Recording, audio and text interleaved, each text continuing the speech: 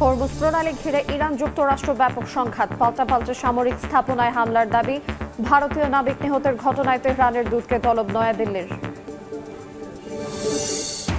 4 বছর পর আবার উত্তপ্ত ইয়েমেন। হাউথি নিয়ন্ত্রিত সানার বিমানবন্দরের সরকারি বাহিনীর হামলা, জবাবে সৌদি আরবে ব্যালিস্টিক ক্ষেপণাস্ত্রের আঘাত। বাগবিতে নেপালে ফের জেনজি আন্দোলন, আগুনে ঘি ঢেলেছে রাইড শেয়ারিং চালকের আত্মহত্যা। কঠোর নীতির বিরুদ্ধে রাজপথে শত শত মানুষ। প্রশ্ন ফাঁসের প্রতিবাদে ভারতের শিক্ষামন্ত্রীর পদত্যাগের দাবিতে অনড় ককরোচ জনতা পার্টি। দিল্লির যন্তর মন্তরে 17 দিন ধরে আমরণ অনশনে পরিবেশ কর্মী সনম ওয়াংচুক। এবং জামাত রক্ষণের বিপরীতে ভয়ঙ্কর আক্রমণ ভাগ, সেমিফাইনালে মুখোমুখি হচ্ছে ফ্রান্স স্পেন। এমবাপ্পে ইয়ামাল দ্বৈরথের অপেক্ষা, কাল আর্জেন্টিনা ইংল্যান্ড লড়াই।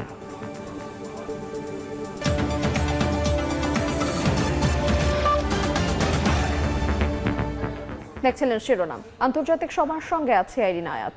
হরমুজ প্রণালী ঘিরে ইরান যুক্তরাষ্ট্র সংঘাত আরও বিপজ্জনক মোড় নিয়েছে। ইরানের বন্দর আব্বাস, বুশেহর, চাবাহার ও আবু মুসা দ্বীপে গুরুত্বপূর্ণ সামরিক স্থাপনায় নতুন করে হামলা চালিয়েছে মার্কিন বাহিনী। জবাবে বাহরাইন, জর্ডানে মার্কিন স্থাপনা এবং হরমুজে তেলবাহী জাহাজকে লক্ষ্যবস্তু বানানোর দাবি করেছে আইআরজিসি। এদিকে আমিরাতের জাহাজে হামলায় এক ভারতীয় নাবিক নিহতের ঘটনায় ইরানের উপরাষ্ট্রদূতকে তলব করেছে নয়াদিল্লি। হরমুজ প্রণালী নিয়ে কূটনৈতিক টানাপোড়েন শেষ পর্যন্ত আবারও সামরিক সংঘাতে রূপ নিয়েছে। যুদ্ধবিরতি ভেঙে গেছে মার্কিন প্রেসিডেন্ট ডোনাল্ড ট্রাম্পের এমন ঘোষণার পর থেকেই ইরানে একের পর এক হামলা চালিয়ে যাচ্ছে যুক্তরাষ্ট্র। এরই ধারাবাহিকতায় মঙ্গলবারও ইরানের একাধিক সামরিক স্থাপনায় নতুন করে হামলা চালায় মার্কিন বাহিনী।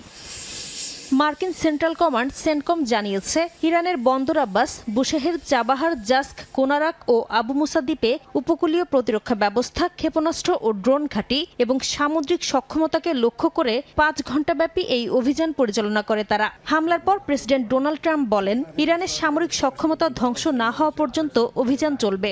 একই সঙ্গে হরমুজ প্রণালীতে আবারও অবরোধ কার্যকরারও ঘোষণা দেন তিনি। হামলার জবাবে বাহরাইন, জর্ডানে মার্কিন সামরিক স্থাপনা এবং হরমুজ প্রণালীতে চলাচলকারী সংযুক্ত আরব আমিরাতের 2টি তেলবাহী জাহাজে আক্রমণের দাবি জানিয়েছে Islamic Revolutionary Guard Corps IRGC. এ হামলায় এক ভারতীয় নাবিক নিহতের ঘটনায় ইরানের উপরাষ্ট্রদূত মোহাম্মদ জাভাদ হোসাইনিকে তলব করেছে নয়াদিল্লি।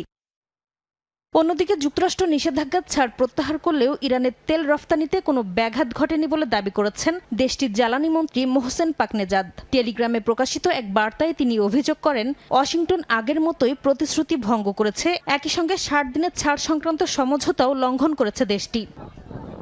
নাসরিন রুমি, সময় সংবাদ। ইরানের সঙ্গে চলমান সংঘাতে আশঙ্কাজনক হারে কমছে যুক্তরাষ্ট্রের গুরুত্বপূর্ণ ক্ষেপণাস্ত্রের মজুদ। সিএসআইএস এর বিশ্লেষণ অনুযায়ী এপ্রিলের পূর্ণমাত্রা লড়াইয়ে থাট ও প্যাট্রিয়ট ক্ষেপণাস্ত্রের অর্ধেক এবং টমাহকের প্রায় 30% ব্যবহার করেছে ওয়াশিংটন। বর্তমান গতিতে অভিযান চলতে থাকলে ভবিষ্যতে চীন ও উত্তর কোরিয়ার বিরুদ্ধে সম্ভাব্য সামরিক প্রস্তুতির ওপর দীর্ঘমেয়াদী চাপ তৈরি হতে পারে বলে সতর্ক করেছেন বিশ্লেষকরা। যুদ্ধ যত দীর্ঘ হয় ততই ফুরিয়ে আসে অস্ত্রের মজুত। ইরানের সঙ্গে চলমান সংঘাতে এখন সেই চাপেই পড়েছে যুক্তরাষ্ট্র। প্রতিরক্ষা বিশ্লেষকদের সতর্কতা, সাম্প্রতিক হামলায় হাজারো ক্ষেপণাস্ত্র ব্যবহারের কারণে দ্রুত কমে আসছে ওয়াশিংটনের গুরুত্বপূর্ণ অস্ত্র ভাণ্ডার। মার্কিন সংবাদ মাধ্যম সিএনএন এর প্রতিবেদনে বলা হয়েছে, গত কয়েকদিনের মতো যুদ্ধের গতি অব্যাহত থাকলে ভবিষ্যৎ সামরিক প্রস্তুতিতেও এর প্রভাব পড়তে পারে। ইরানের সঙ্গে যুদ্ধবিরতি কার্যত শেষ বলে প্রেসিডেন্ট ডোনাল্ড ট্রাম্পের ঘোষণার পর নতুন করে সংঘাত তীব্র আশঙ্কা বেড়েছে। এর মধ্যেই সিএসআইএস এর বিশ্লেষণে উঠে এসেছে, এপ্রিলের পূর্ণমাত্রায় লড়াইয়ে যুক্তরাষ্ট্র তার থার্ড ও প্যাট্রিয়ট ক্ষেপণাস্ত্রের প্রায় অর্ধেক এবং টমাহক ক্ষেপণাস্ত্রের প্রায় 30% ব্যবহার করে ফেলেছে। এরপর হামলার তীব্রতা কমলেও গুরুত্বপূর্ণ এসব অস্ত্রের মজুত এখনও যুদ্ধপূর্ব অবস্থায় ফিরতে পারেনি। প্রতিরক্ষা বিশেষজ্ঞদের মতে সবচেয়ে বড় উদ্বেগের বিষয় নতুন ক্ষেপণাস্ত্র উৎপাদনের ধীরগতি। বর্তমানে প্রতি মাসে মাত্র 15টি টমাহক এবং প্রায় 20টি প্যাট্রিয়ট ক্ষেপণাস্ত্র সরবরাহ পাচ্ছে পেন্টাগন। 2026 সালে নতুন কোনো থার্ড ক্ষেপণাস্ত্র সরবরাহের পরিকল্পনাও নেই। এছাড়া ব্যবহৃত ক্ষেপণাস্ত্রের ঘাটতি পূরণে এখনও অতিরিক্ত অর্থ বরাদ্দ দেয়নি মার্কিন কংগ্রেস। এমন পরিস্থিতিতে ক্ষেপণাস্ত্র উৎপাদন বাড়াতে প্রতিরক্ষা উৎপাদন আইন কার্যকর করেছে ট্রাম্প প্রশাসন। নতুন উৎপাদন লাইন গড়ে তুলতে প্রতিরক্ষা শিল্পের সঙ্গে পেন্টাগনের চুক্তির পাশাপাশি ইউক্রেন ও জার্মানির মতো দেশেও প্যাট্রিয়ট ক্ষেপণাস্ত্র উৎপাদনের লাইসেন্স দেওয়ার উদ্যোগ নেওয়া হয়েছে। তবে বিশেষজ্ঞদের মতে নতুন কারখানা চালু ও উৎপাদন বাড়াতে কয়েক বছর সময় লাগবে। ফলে ইরানে একই মাত্রার অভিযান চলতে থাকলে যুক্তরাষ্ট্রের ইন্দো প্যাসিফিক কৌশল, বিশেষ করে চীন ও উত্তর কোরিয়ার বিরুদ্ধে সম্ভাব্য সামরিক প্রস্তুতির ওপর দীর্ঘমেয়াদী চাপ তৈরি হতে পারে। যদিও পেন্টাগনের দাবি, যে কোনো পরিস্থিতি মোকাবিলায় তাদের কাছে এখনও পর্যাপ্ত সামরিক সক্ষমতা রয়েছে। নাসরিন রুমি, সময় সংবাদ। যুদ্ধ বিধ্বস্ত গাজার পুনর্গঠনে $1 বিলিয়ন তহবিল ঘোষণা করেছে ইউরোপীয় ইউনিয়ন। তবে প্রয়োজনের তুলনায় এই অর্থকে অপ্রতুল বলছেন আন্তর্জাতিক বিশ্লেষকরা। এমন পরিস্থিতিতেই উপত্যকায় নতুন করে ইসরায়েলি আগ্রাসনের শিশুসহ অন্তত 6 ফিলিস্তিনি নিহত হয়েছেন। লেবাননেও হামলা অব্যাহত রেখেছে দখলদাররা। গাজায় যুদ্ধ থামার কোনো লক্ষণ নেই। সোমবারও গাজা সিটি ও নুসাইরাতে ইসরায়েলি হামলায় কয়েকজন হতাহত হন। নুসাইরাত শরণার্থী শিবিরে হামলায় নিহতদের মধ্যে রয়েছে 9 বছর বয়সী এক শিশু। অন্যদিকে পশ্চিম গাজা সিটিতে মোটরসাইকেল লক্ষ্য করে চালানো আরেক হামলায় প্রাণ গেছে একজনের। গাজা সিটির সাবরা এলাকায় হামাসের অস্ত্র তৈরির স্থাপনায় হামলার দাবি করেছে ইসরায়েলি বাহিনী। তবে নুসাইরাতে শিশুসহ বেসামরিক হতাহতের বিষয়ে কোনো মন্তব্য করেনি তারা। এই হামলার মধ্যেই ব্রাসেলসে আন্তর্জাতিক দাতা সম্মেলনে টিম গাজা ইনিশিয়েটিভ নামে $1 বিলিয়ন পুনর্গঠন তহবিল ঘোষণা করে ইউরোপীয় কমিশন। এই উদ্যোগে ইউরোপের বিভিন্ন দেশ, বিশ্বব্যাংক, ইউরোপিয়ান ইনভেস্টমেন্ট ব্যাংক সহ একাধিক আন্তর্জাতিক অংশীদার যুক্ত রয়েছে। অস্ট্রেলিয়া ও কানাডাও এতে যোগ দেওয়ার আগ্রহ জানিয়েছে। প্রাথমিকভাবে পানি ও পয় নিষ্কাশন ব্যবস্থা, ধ্বংসস্তূপ অপসারণ, হাসপাতাল, বিদ্যুৎ, কৃষি ও খাদ্য ব্যবস্থা পুনরুদ্ধারে এই অর্থ ব্যয় করা হবে। তবে এই উদ্যোগকে কেবল সূচনা বলেই মনে করছেন সংশ্লিষ্টরা। কারণ ইউরোপীয় ইউনিয়ন ও জাতিসংঘের যৌথ মূল্যায়ন অনুযায়ী আগামী 10 বছরে গাজার পুনর্গঠনে প্রয়োজন হবে অন্তত $71 বিলিয়ন। শুধু প্রথম 18 মাসেই জরুরি সেবা, গুরুত্বপূর্ণ অবকাঠামো এবং অর্থনীতি সচল করতে প্রয়োজন $26.3 বিলিয়ন। সেই তুলনায় $1 বিলিয়ন এই তহবিল বাস্তব চাহিদার খুবই সামান্য অংশ। যুক্তরাষ্ট্রের মধ্যস্থতায় গত অক্টোবরে যুদ্ধবিরতি কার্যকর হলেও এরপরও সংঘাত পুরোপুরি থামেনি। যুদ্ধবিরতির পর থেকে 1100-র বেশি ফিলিস্তিনি নিহত এবং 3500-এর বেশি আহত হয়েছেন। সব মিলিয়ে 2 বছরের বেশি সময়ের যুদ্ধে গাজায় নিহতের সংখ্যা 73,000 ছাড়িয়েছে। তাই বিশ্লেষকদের মতে যুদ্ধ বন্ধ না হলে পুনর্গঠনের যে কোনো পরিকল্পনাই কাগজে কলমেই সীমাবদ্ধ থাকার ঝুঁকি রয়েছে। এদিকে দখলকৃত পশ্চিম তীরের রামাল্লার উত্তরের সিনজিল গ্রামে সংবাদ সংগ্রহে গিয়ে CNN সহ কয়েকটি আন্তর্জাতিক গণমাধ্যমের সাংবাদিকদের উপর হামলা চালিয়েছে ইসরায়েলি বসতি স্থাপনকারীরা। ঘটনার কয়েকদিন আগেই পশ্চিম তীরে সফররত মার্কিন কংগ্রেস সদস্য রো খান্নাকেও বসতি স্থাপনকারীরা আটকে রেখেছিল। যদিও প্রধানমন্ত্রী বিনয়ামিন নেতানিয়াহু বসতি স্থাপনকারীদের সহিংসতাকে অতিরঞ্জিত বলে দাবি করেছেন। তবে পশ্চিম তীরে তাদের হামলা ও নতুন বসতি সম্প্রসারণ নিয়ে আন্তর্জাতিক উদ্বেগ বাড়ছে। অন্যদিকে লেবাননেও হামলা অব্যাহত রেখেছে ইসরায়েল। লেবাননের দক্ষিণাঞ্চলের বিভিন্ন এলাকায় গোলাবর্ষণ ও বাড়িঘর ধ্বংসের পাশাপাশি দেশটিতে ইসরায়েলি হামলায় নিহতের সংখ্যা বেড়ে দাঁড়িয়েছে 4,324 জনে। আহত হয়েছেন 12,221 জন।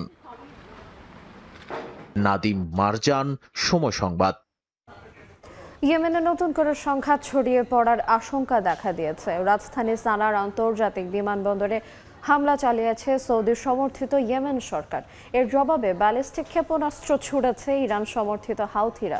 পরিস্থিতি নিয়ে গভীর উদ্বেগ প্রকাশ করেছে জাতিসংঘ। দীর্ঘদিনের গৃহযুদ্ধের পর কিছুটা শান্ত হয়ে আসা ইয়েমেন আবার উত্তপ্ত হয়ে উঠেছে। সোমবার রাজধানী সানার আন্তর্জাতিক বিমানবন্দরের রানওয়েতে হামলা চালায় সৌদি সমর্থিত ইয়েমেন সরকার। তাদের দাবি, ইরান থেকে হাউথি প্রতিনিধি দল বহনকারী একটি বিমান সানায় অবতরণ ঠেকাতেই এই হামলা চালানো হয়েছে। হামলার আগে বিমানবন্দর ও আশপাশের এলাকা খালি করে দিতে বেসামরিক নাগরিক, কূটনৈতিক মিশন এবং মানবিক সংস্থাগুলোকে সতর্ক করা হয়। তবে শেষ পর্যন্ত হাউথি প্রতিনিধি দল বহনকারী ইরানি বিমানটি লোহিত সাগর উপকূলের হোদেইদা বিমানবন্দরে অবতরণ করে। হাউথিদের দাবি, বিমানে চিকিৎসার জন্য যাওয়া রোগী, আটকে পড়া ইয়েমেনি নাগরিক এবং সরকারি প্রতিনিধিরা ছিলেন। হামলার জন্য তারা সৌদি আরবকে দায়ী করে পাল্টা জবাবের ঘোষণা দেয়। এর কিছু সময় পরেই সৌদি আরবের দক্ষিণাঞ্চল লক্ষ্য করে ব্যালিস্টিক ক্ষেপণাস্ত্র ছোড়ে হাউথিরা। সৌদি নেতৃত্বাধীন জোট জানিয়েছে তাদের আকাশ প্রতিরক্ষা ব্যবস্থা ক্ষেপণাস্ত্রগুলো সফলভাবে ভূপাতিত করেছে। এ ঘটনায় তীব্র প্রতিক্রিয়া জানিয়েছে ইরানও। তেহরানের দাবি, সানার বিমানবন্দরে হামলা আন্তর্জাতিক আইন, জাতিসংঘ সনদ এবং ইয়েমেনের সার্বভৌমত্বের সুস্পষ্ট লঙ্ঘন। অন্যদিকে ইয়েমেন সরকারের অভিযোগ, হাউথিরা ইরানের সহায়তায় ইয়েমেনের আকাশসীমা ব্যবহার করে সামরিক ও রাজনৈতিক তৎপরতা চালাচ্ছে। সরকার বলছে, কূটনৈতিক সব প্রচেষ্টা ব্যর্থ হওয়ার পরই তারা এই পদক্ষেপ নিতে বাধ্য হয়েছে এবং ভবিষ্যতেও ইয়েমেনের আকাশসীমা লঙ্ঘনের যে কোনো চেষ্টা প্রতিহত করা হবে। চলতি মাসের শুরু থেকেই উত্তেজনা বাড়ছিল। এর আগে সানায় অবতরণ করা একটি ইরানি বিমানকে ঘিরেও সৌদি আরবের বিরুদ্ধে অভিযোগ তোলে হাউথিরা। তখনই তারা সৌদি বিমানবন্দর ও গুরুত্বপূর্ণ স্থাপনায় হামলার হুমকি দিয়েছিল। সর্বশেষ ক্ষেপণাস্ত্র হামলার মধ্য দিয়ে সেই হুমকি বাস্তবে রূপ নিয়েছে বলে মনে করছেন বিশ্লেষকরা। একই সঙ্গে আন্তর্জাতিক রেড ক্রসের একটি বিমান আটকে রাখা এবং এর পাইলট ও কোপাইলটকে আটকে রাখার অভিযোগও তুলেছে ইয়েমেন সরকার। 2015 সালে হাউথিরা রাজধানী সানা দখল করে সরকারকে উৎখাত করার পর থেকে ইয়েমেনে শুরু হয় রক্তক্ষয়ী গৃহযুদ্ধ। এরপর সৌদি নেতৃত্বাধীন জোট সামরিক হস্তক্ষেপ করলে সংঘাত আরও বিস্তৃত হয়। জাতিসংঘের মধ্যস্থতায় যুদ্ধবিরতির পর সহিংসতা কিছুটা কমলেও সাম্প্রতিক পাল্টাপাল্টি হামলা নতুন করে পূর্ণাঙ্গ সংঘাতের আশঙ্কা তৈরি করছে। নাদিম মারজান, সময় সংবাদ। নতুন করে জেনজি আন্দোলনের মুখে নেপাল সরকার নানা অনিয়মের মধ্যে আগুনে ঘি ঢেলেছে একজন রাইড শেয়ারিং চালকের আত্মহত্যা। এছাড়া বস্তিবাসী উচ্ছেদ এবং সরকারের কঠোর নীতির বিরুদ্ধে নতুন করে রাজপথে নেমেছে শত শত মানুষ। মাত্র কয়েক মাসেই পরিবর্তনের প্রতীক থেকে জনরোষের কেন্দ্রে বালেন্দ্র শাহ। গত বছরের জেনজি আন্দোলন নেপালের রাজনীতির মোড় ঘুরিয়ে দেয়। দুর্নীতি ও পুরনো রাজনৈতিক ব্যবস্থার বিরুদ্ধে তরুণদের সেই আন্দোলনের পর পদত্যাগ করেন তৎকালীন প্রধানমন্ত্রী কেপি শর্মা ওলি। এরপর নির্বাচনে বিপুল সমর্থন নিয়ে প্রধানমন্ত্রী হন বালেন শাহ। নতুন রাজনীতি, দুর্নীতিমুক্ত প্রশাসন এবং দ্রুত সংস্কারের প্রতিশ্রুতিতে তরুণদের আস্থার প্রতীক হয়ে উঠেছিলেন তিনি। কিন্তু ক্ষমতায় আসার গল্প সময়ের মধ্যেই সেই আস্থায় চির ধরতে শুরু করে। সেই অসন্তোষ আরও তীব্র হয় 25 বছর বয়সী রাইড শেয়ারিং চালক গণেশ নেপালির মৃত্যুর ঘটনায়। কাঠমান্ডুর পাসপোর্ট অফিসের সামনে পার্কিং নিয়ে মহানগর পুলিশের সঙ্গে দীর্ঘ তর্কের পর মোটরসাইকেলে হুইল লক লাগানো হয় এবং জরিমানা করা হয় তাকে। এর প্রতিবাদে নিজের শরীরে পেট্রোল ঢেলে আগুন দেন গণেশ। হাসপাতালে চিকিৎসাধীন অবস্থায় তার মৃত্যু হলে সামাজিক যোগাযোগ মাধ্যমে ক্ষোভ ছড়িয়ে পড়ে। আহত অবস্থায় তাকে স্ট্রেচারের বদলে গাড়িতে তোলার ভিডিও ব্যাপক সমালোচনার ঝড় তোলে। তবে ক্ষোভ শুধু এই একটি ঘটনায় সীমাবদ্ধ নয়। দীর্ঘদিন ধরে চলা নদী তীরবর্তী বস্তি উচ্ছেদ অভিযান, পুনর্বাসনের অভাব এবং অস্থায়ী আশ্রয়কেন্দ্র থেকেও পরিবারগুলোকে সরিয়ে দেওয়ার নির্দেশ নতুন করে জনরোষ বাড়িয়েছে। বিক্ষোভকারীদের অভিযোগ, দরিদ্র মানুষ, হকার ও বস্তিবাসীদের সঙ্গে অমানবিক আচরণ করা হচ্ছে। একই সঙ্গে অবৈধ গ্রেপ্তার এবং মহানগর পুলিশের ক্ষমতার অপব্যবহারের অভিযোগও তুলছেন তারা।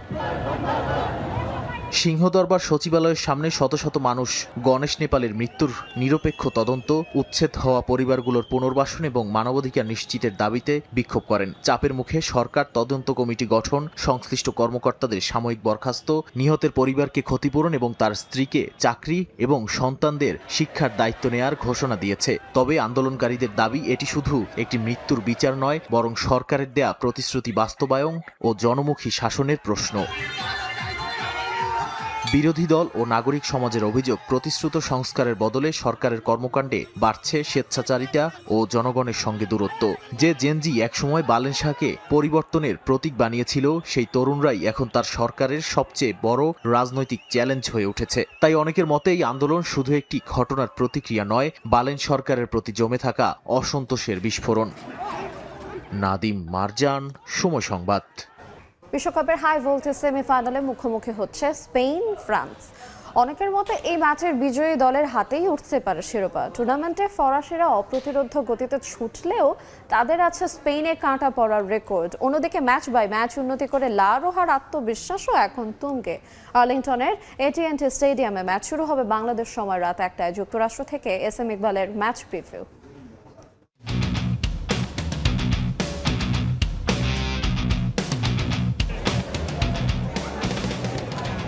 সেমিফাইনালেই ফাইনালের উত্তাপ। নিঃসন্দেহে এবারের বিশ্বকাপে সবচেয়ে এক্সাইটিং ম্যাচ নিয়ে হাজির হচ্ছে ফ্রান্স ও স্পেন। যে গতিতে ছুটছে দিদিয়ের দেশমের দল, তাদের থামানোর মতো সামর্থ্য আছে শুধু স্পেনের। অন্যদিকে লুই দে লা ফুয়েন্তা বাহিনীও ম্যাচ বাই ম্যাচ ডেভেলপ করে হয়ে উঠেছে অপ্রতিরোধ্য।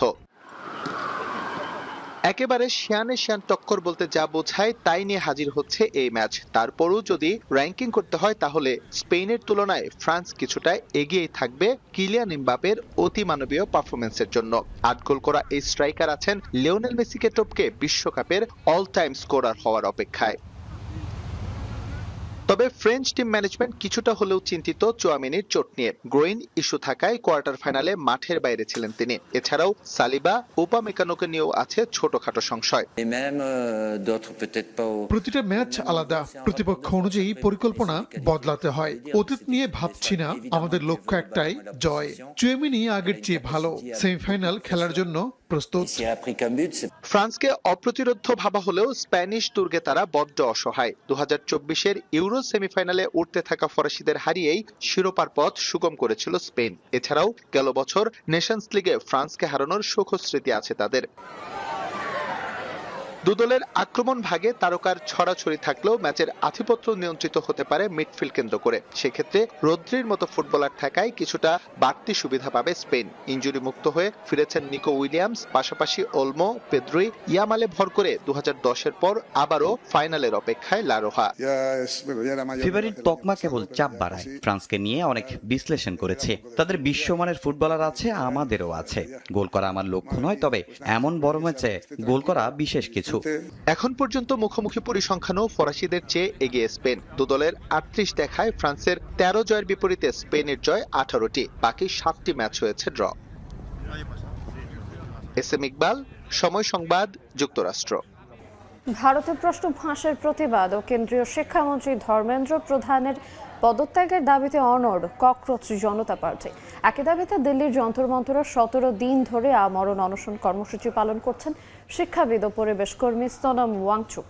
এই আন্দোলনকে সম্পূর্ণ অরাজনৈতিক দাবি করে প্রধানমন্ত্রী নরেন্দ্র মোদীকে সংবেদনশীল হওয়ার আহ্বান জানান তিনি। এরই মধ্যে তাকে অনশন প্রত্যাহারের অনুরোধ জানিয়েছেন অরুন্ধতী রায় সহ দেশটির বেশ কয়েকজন বিশিষ্টজন। 17 দিনের আমরণ অনশনে শরীরটা ক্ষয়ে গেছে সোনম ওয়াংচুকের। ওজনও কমেছে 8 কেজির বেশি। রক্তচাপ আর সুগার নেমে গেছে বিপজ্জনক স্তরে। এমনকি উঠে দাঁড়ানো কঠিন হয়ে পড়েছে তার জন্য। বাইরের শরীর দুর্বল হলেও ভিতরের অনর মনোবল এতটুকু কমেনি। স্পষ্ট জানিয়েছেন শিক্ষা ব্যবস্থায় জবাবদিহিতা নিশ্চিত না করে তিনি অনশন ভাঙবেন না।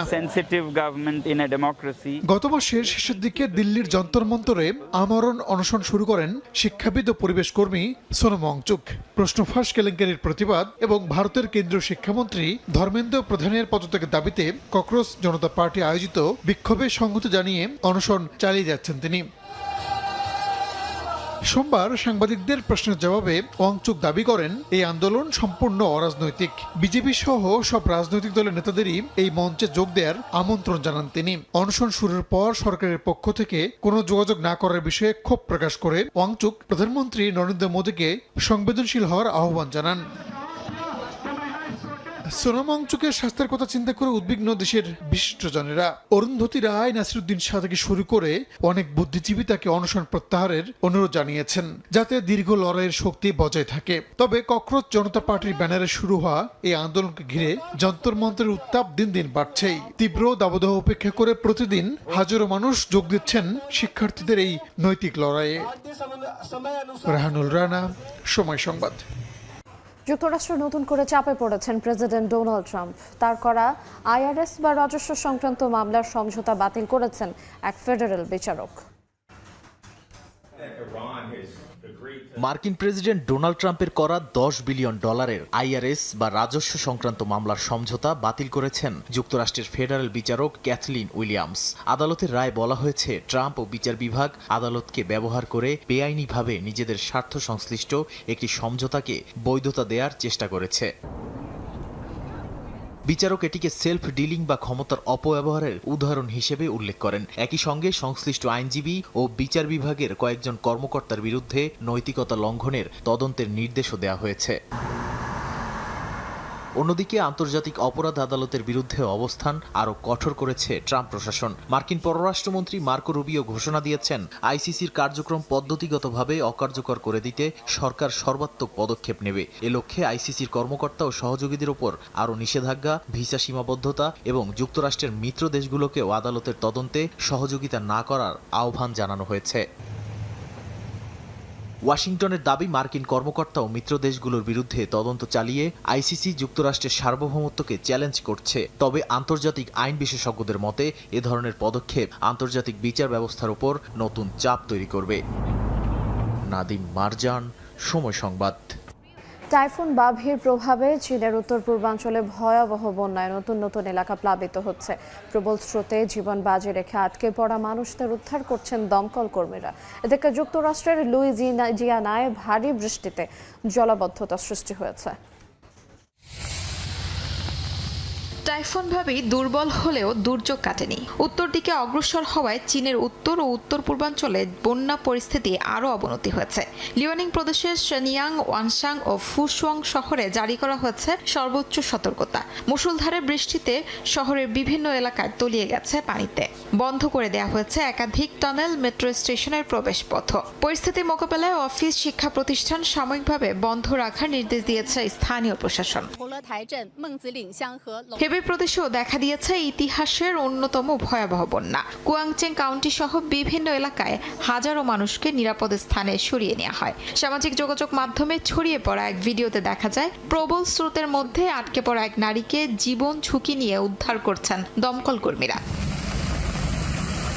যুক্তরাষ্ট্রের লুইজিয়ানা অঙ্গরাজ্যের ওসিয়ার সিটিতে প্রবল বৃষ্টিতে সড়কগুলো পানির নিচে তলিয়ে গেছে। স্থানীয় সংবাদ মাধ্যমে প্রকাশিত ভিডিওতে দেখা যায়, বন্যার পানিতে ডুবে থাকা সড়কে চলাচল করতে গিয়ে অনেক গাড়ি বিকল হয়ে আটকে পড়েছে।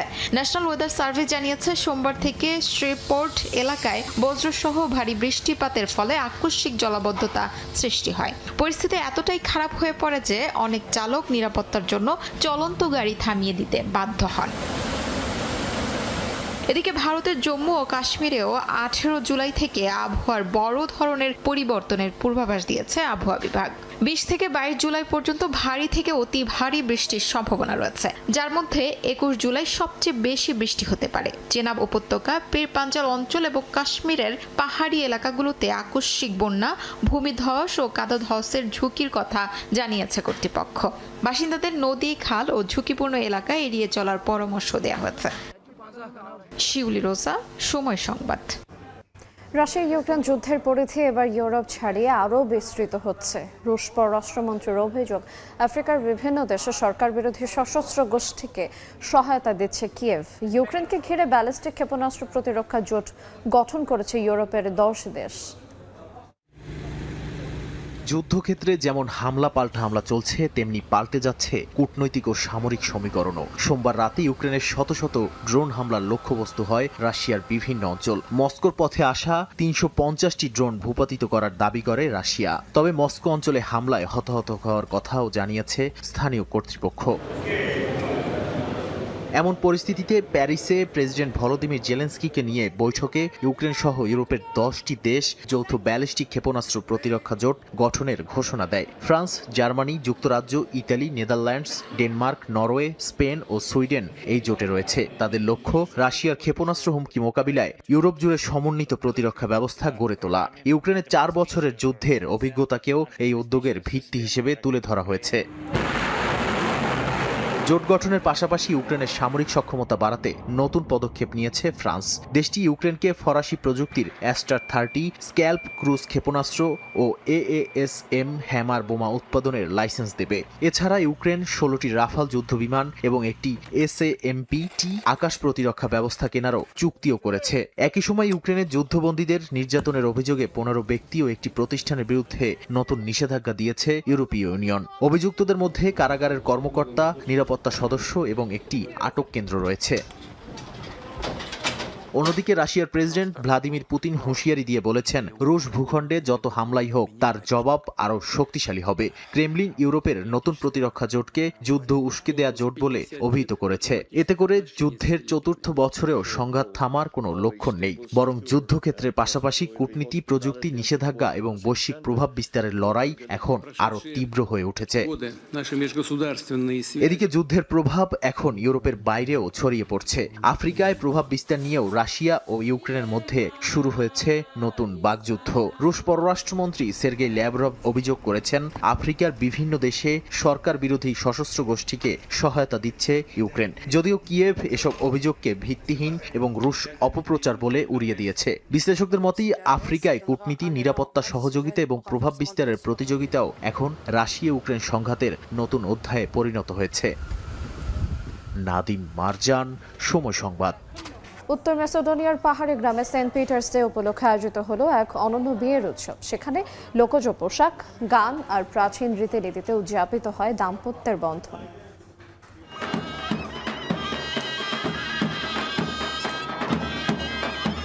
উত্তর ম্যাসেডোনিয়ার পাহাড়ি গ্রামে প্রতি বছর অনুষ্ঠিত হয় ঐতিহ্যবাহী বিয়ে উৎসব। অনুষ্ঠানের শুরুতে প্রতীকীভাবে গুলি ছুড়ে আনুষ্ঠানিকতা উদ্বোধন করেন বরের সহচর। এরপর শুরু হয় শতাব্দী প্রাচীন বিয়ের নানা আচার অনুষ্ঠান, যা আজও স্থানীয় সংস্কৃতির অবিচ্ছেদ্য অংশ।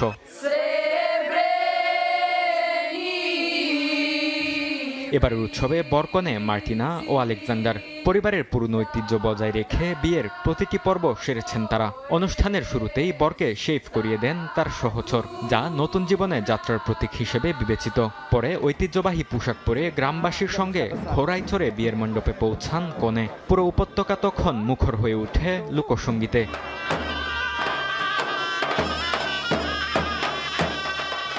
বিয়ের আনুষ্ঠানিকতা শেষে চলে নৃত্যের আসর। প্রথমে ঝলমলে ঐতিহ্যবাহী পোশাকে নারীরা পরিবেশন করেন ব্রাইট ডান্স। এরপর ওলের পোশাক ও টুপি পরে পুরুষরা নাচেন বিখ্যাত তেস্কুতু বা হার্ট ডান্স। কঠিন নৃত্য শুধু দক্ষতারই নয়, জীবিকার সন্ধানে গ্রাম ছেড়ে যাওয়া মানুষের সংগ্রাম ও পরিবারের ত্যাগের প্রতীক হিসেবেও বিবেচিত হয়।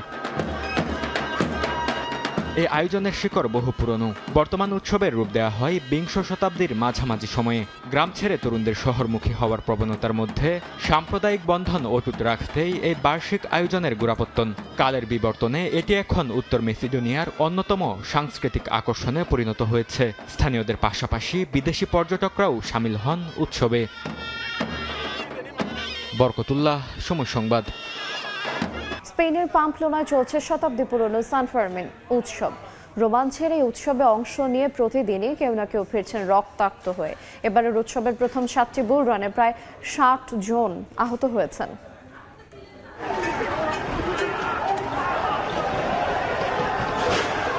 শহরের রাস্তায় ছেড়ে দেওয়া হয়েছে 6টি ক্ষিপ্ত ষাঁড়। তাদের ঠিক সামনে দাঁড়িয়ে আছেন হাজারো মানুষ। লক্ষ্য একটাই, ষাঁড়ের সামনে দৌড়ে নিজেকে প্রমাণ করা। স্পেনের পাম্পলোনায় চলছে শতবর্ষের ঐতিহ্যবাহী সান ফার্মিন উৎসব। শহরের রক্ষাকর্তা সাধু সেন্ট ফার্মিনকে স্মরণ ও সম্মান জানাতেই প্রতি বছর 6 থেকে 14 জুলাই এই উৎসবের আয়োজন করা হয়। ধর্মীয় শোভাযাত্রা, সঙ্গীত, নাচ আর নানা আয়োজনের পাশাপাশি সবচেয়ে আলোচিত অংশ হলো বুল রান। ষাঁড় দৌড় দেখতে গিয়ে প্রতিদিনই কেউ না কেউ ফিরছেন রক্তাক্ত অবস্থায়। এর মধ্যেই 3 জন আহত হয়েছেন ষাঁড়ের শিংয়ের আঘাতে। মাথা, বুক, হাত পা সহ শরীরের বিভিন্ন স্থানে আঘাত নিয়ে আরও অনেককে হাসপাতালে ভর্তি করা হয়েছে। প্রতি বছরের মতো এবারও বিশ্বের নানা প্রান্ত থেকে হাজারো মানুষ শুধু এই কয়েক মিনিটের দৌড় দেখতে ও অংশ নিতে পাম্পলোনায় ভিড় জমিয়েছেন। প্রায় 850 মিটার দীর্ঘ এই পথ পাড়ি দিতে সময় লাগে মাত্র 2 থেকে 3 মিনিট, কিন্তু এই অল্প সময়েই জীবন মৃত্যুর লড়াইয়ে নামেন অংশগ্রহণকারীরা। ইশিতা আক্তার, সময় সংবাদ। ফ্রান্সে উদযাপিত হচ্ছে জাতীয় দিবস বাস্টিল ডে। দিনটি উপলক্ষে বর্ণিল আয়োজনে মেতে উঠেছে প্যারিস। স্থানীয় সময় মঙ্গলবার কুচকাওয়াজ, সাংস্কৃতিক অনুষ্ঠান এবং বর্ণাঢ্য উৎসবের আয়োজন করা হয়। সামরিক কুচকাওয়াজে এবার বিশেষ গুরুত্ব পাচ্ছে ইউক্রেন। বিশ্বের বিভিন্ন দেশের নেতাদের উপস্থিতিতে ইউক্রেনের প্রতি সমর্থনের বার্তা তুলে ধরছে ফ্রান্স। অনুষ্ঠানে উপস্থিত ছিলেন ইউক্রেনের প্রেসিডেন্ট ভলোদিমির জেলেনস্কি সহ বিশ্বের শীর্ষ নেতারা। এবারের কুচকাওয়াজে অংশ নিচ্ছেন প্রায় 6800 সেনা সদস্য। এর আগে আইফেল টাওয়ার ঘিরে আয়োজন করা হয় চোখ ধাঁধানো আতশবাজির প্রদর্শনী। আন্তর্জাতিক সময়ের শীর্ষ সংবাদগুলো জানিয়ে দেব আর একবার। হরমুজ প্রণালী ঘিরে ইরান যুক্তরাষ্ট্র ব্যাপক সংঘাত, পাল্টাপাল্টি সামরিক স্থাপনায় হামলার দাবি। ভারতীয় নাবিক নিহতের ঘটনায় তেহরানের দূতকে তলব নয়াদিল্লির। বালেন্দ্র শাহের পদত্যাগের দাবিতে নেপালে ফের জেনজি আন্দোলন। আগুনে ঘি ঢেলেছে রাইড শেয়ারিং চালকের আত্মহত্যা। কঠোর নীতির বিরুদ্ধে রাজপথে শত শত মানুষ।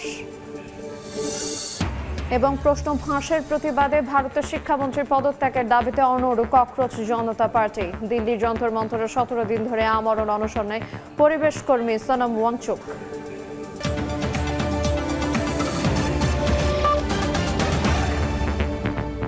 এই ছিল আন্তর্জাতিক সময়। দর্শক, বিশ্বকাপ ফুটবলের মহাযজ্ঞ সরাসরি সম্প্রচার করছে সময় টেলিভিশন। দেখতে চোখ রাখুন সময়ের পর্দায়।